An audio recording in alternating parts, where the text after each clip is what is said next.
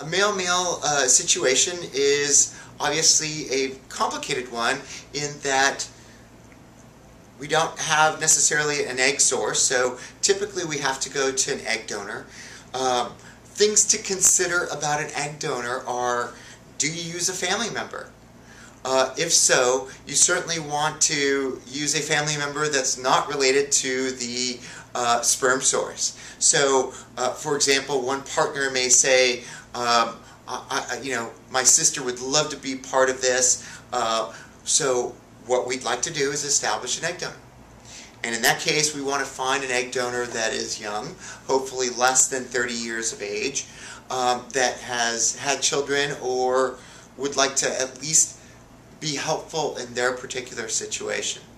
So that pretty much takes care of egg source. The other thing that is critical is obviously a uterus.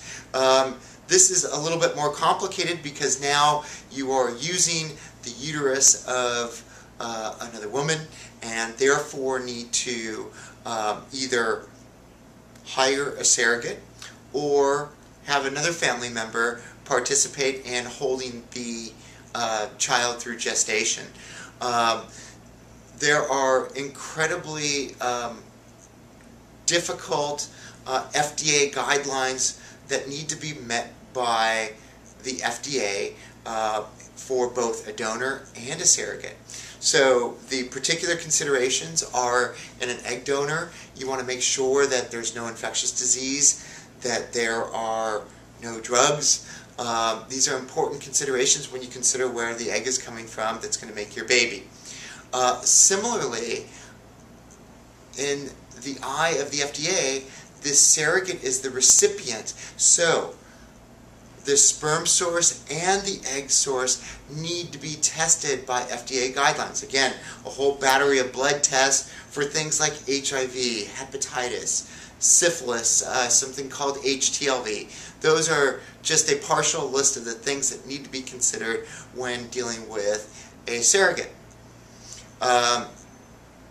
The other thing that one needs to consider is that a surrogate is going to need a legal contract with the intended parents, just like an egg donor is. However, here this is much more complicated. Things that need to also be considered are the insurance policy. The surrogate mother is going to be delivering the baby, and as far as our government's concerned, that baby is hers until she has adopted out the baby to the intended parents. So from a health insurance standpoint, she needs to be covered for the pregnancy, and the pregnancy, i.e. the baby, needs to be covered for their birth. So if there's a neonatal intensive care unit stay, that would be something that needs to be considered.